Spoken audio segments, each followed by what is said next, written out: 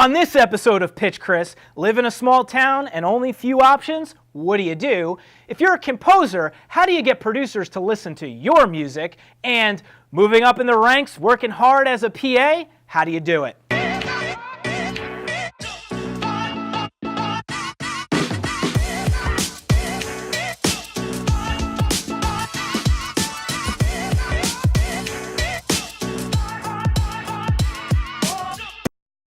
Hi, and welcome to episode 22 of Pitch Chris, where you guys ask me questions about the entertainment business and I answer them for you. To ask me a question, find me on social media at Chris de Blasio, hashtag Pitch Chris, and I'll be happy to answer the questions you guys have. This first question comes from Selena. Selena, let's see what you got to say.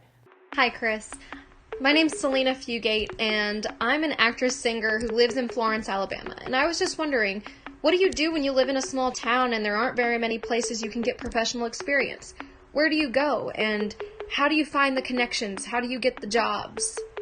All right, thanks. Hey, Selena, I feel you. So you're in a small town. It's kind of hard, to get some of these professional productions coming into town. But don't knock Alabama. Alabama does have some big productions running through it every now and again. We actually just shot something in Alabama not too long ago.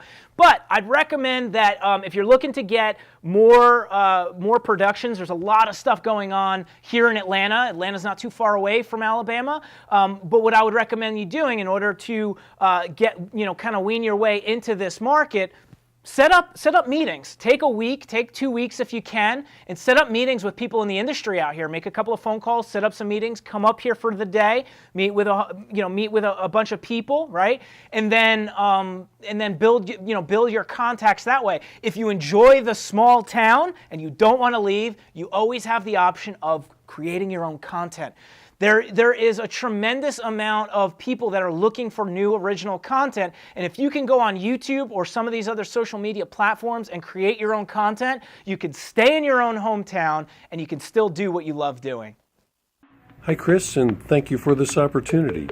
We do a lot of work in film and TV music, and we would like your advice on how we can bring more of that aspect of the business to be local here in Georgia.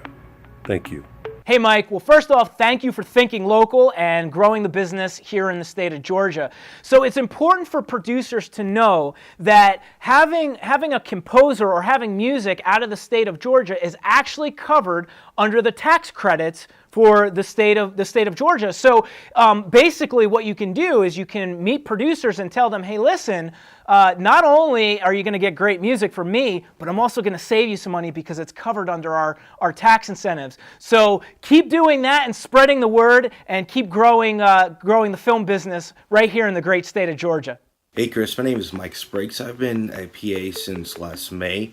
I am trying to rise in the ranks in the production department, so my next step is trying to secure a position as assistant production coordinator. What is some best ways that you believe is to best communicate to companies I've yet to establish a relationship with or work for that I am qualified for that position?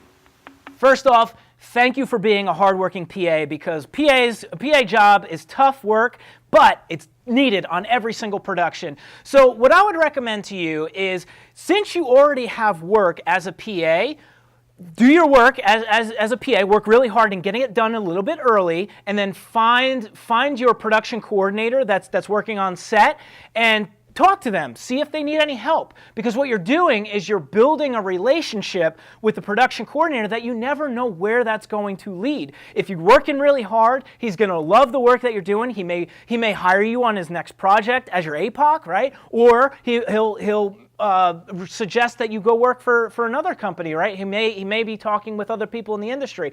Another thing too is reach out on LinkedIn. People underestimate LinkedIn. It's a great way to connect with other production coordinators, that maybe go grab coffee with them, build that relationship, so the next time they're looking for an APOC, you're the one they call.